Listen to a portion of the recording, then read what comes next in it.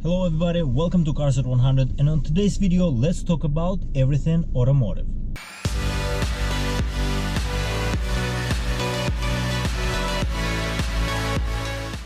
It's been a while since I recorded the Let's Talk video about automotive news, but this one I couldn't skip. GMA T.50 by Gardner Murray needs attention. This car is incredible and it's gonna be incredible for many years to come. Now let's talk about the specs, but first actually let's talk about the history. The history is Gardner Murray is the one who invented this company, GMA, and T.50 is the name of the car. Now T.50 is also the high performance plane, actually fighter jet more like than high performance plane in terms of the velocity and how much speed it produces and what type of plane it is. But if we come back to the history, the Gardner Murray was the one who invented McLaren F1 back in the day, and he was the one with that car who could engineer 240 plus mile an hour machine that could propel this car into the supercar territory that would be something for 10 years to come in terms of the benchmark, and only Bugatti Veyron could come close to it for it being as incredible engineered as McLaren F1. So this machine by Gardner Murray, the next machine after F1, the true machine after F1 is the T.50. Now it's incredible for many aspects. In terms of the specs, the car weighs only 2,200 pounds. So why I start with this is the most important spec for that car. Everything else follows from that point on. Once the weight is 2,200 pounds, which is lighter than a smart car, you can imagine what type of an incredible machine that will be. Horsepower is 650, but when you consider 2,200 pounds of weight, you can understand why is this car so incredible. 4.4 liter V12 by Cosworth is in a mid engine configuration for that car. The car actually produces 164 liters per ton, so you have the ability for that car to have the most horsepower per ton of any car ever made. That's incredible as well. The most important aspect for Gardner Murray was to make that car as light as possible for it to go into the hypercar territory. As it being 650 horsepower only, that is actually a lot of horsepower for that light body, and you can imagine how fast it will be. But he's not really following the numbers here. He's following the actual idea of what this car is all about in terms of the idea of the speed and incredible driving abilities. And you see how lots of manufacturers with Mercedes-Benz, McLaren, and every other manufacturer so forth, they are following this horsepower, but they're not really following the most important aspect of a car, I think, which is weight. And what Gardner Murray was able to achieve is very, very low weight in the very high performance hypercar territory. Now that's something worth noting, and it's very important. You have the center layout, of course, just like F1. You have two passengers by your side and you have a center layout. The reason why he wanted to do this is because he wanted the absolute driving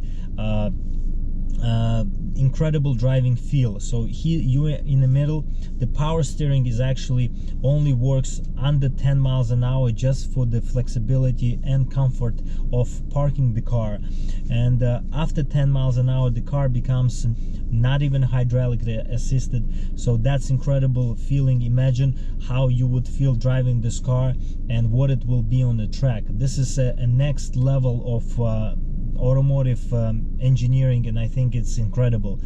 Also, in terms of the aspects of the car's aerodynamic, the car has 6 modes. So 2 modes, they automatically operated, including the fan in the middle. That fan 7,000 rpm, at 7,000 rpm, which it propels, helps the car use downforce.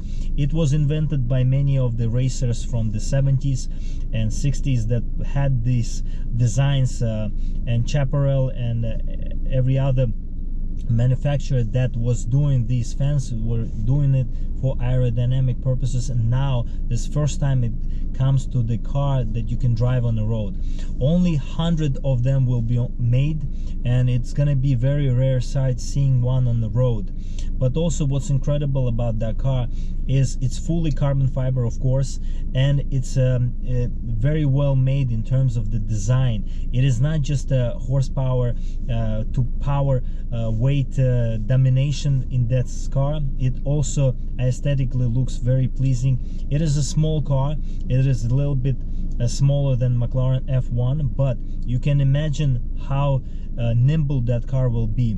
In terms of the suspension, it has many aspects of the suspension that tricked out in terms of the technology. There is a lot of technology in a car that produces that type of aerodynamics. So 4 other modes, I mean, you can control through the modes on the sides. You have different modes. Steering wheel is actually very thin. There are no controls on the steering wheel. Gordon Murray specifically wanted this to be a very driver oriented steering wheel, that you can actually just drive the car instead of having all the fuss and all the controls. He doesn't like too many controls on the steering wheel, and I can understand why. This is a true driver's machine. Now, in terms of the abilities of this car on the track, we have not seen any numbers yet, but I can only imagine how incredible that car will be.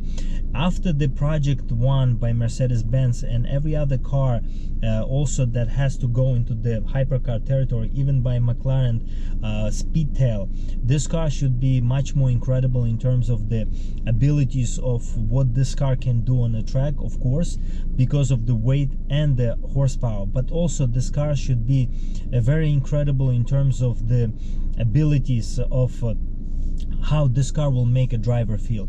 I think it's something that is important because none other car has a center driving feel and sitting position where you can actually involve with driving to 100%. Now, that engine that revs to more than 12,000 RPM is incredible as well. It's a V12 in such a light body.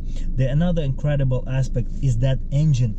How was that engine produced in such a small factor in 4.4 liters only? That's very incredible how it could produce that 12,000 RPM and V12 in such a small body of that T50 is something that worth noting and very important. But I think one of the most important aspects is where this car comes from. We were underestimating the abilities of this man, and he finally released this car to the public, and I think it will be a very important car for the years to come. And I think it's gonna be one of those cars where you can actually look after in years to come and be like a benchmark, just like F1. Many people already talk about it as being so, because such incredible weight is the most important spec for that car, and something that other automakers need to kind of get it as a lesson, something as an idea that is more important than just a horsepower. Because lots of cars have a horsepower, but none of them have a interesting engineering where they can have a light body, where they can just incorporate smaller horsepower and have a more feel for the driver, which is more important. BMW is right now making big cars, and all the automakers are trying to make bigger cars more comfortable, but they're missing the most important aspect, the driving feel, something that is incredible. Also, in terms of the spec wise, the car comes with only a manual transmission, so you can think how much involvement you will have in terms of the H shifter that the car has. And once again, the car has to be fully driver involving machine, and that's important. And I think other automakers need to understand that people need cars like this.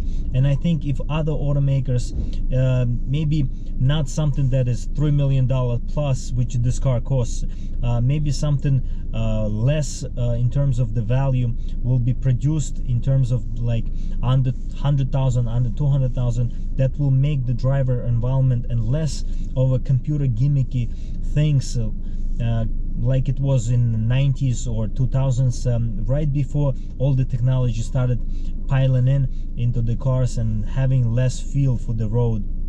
and for the driver, with the power steering, with power brakes, with power throttle, you missing that driver involvement. And I think that's what this car is all about, and that's why this car is important as well.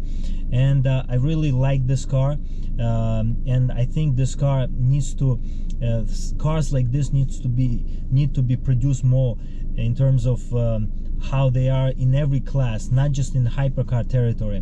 But I guess that will cost more, but it would be nice to see that more and more. So let me know what you think about Gardner Murray's T.50, and what do you think about it in terms of the design, in terms of the specs, and in terms of what it's gonna be for in years to come. So leave a comment, and I'll see you next time. Stay loving cars.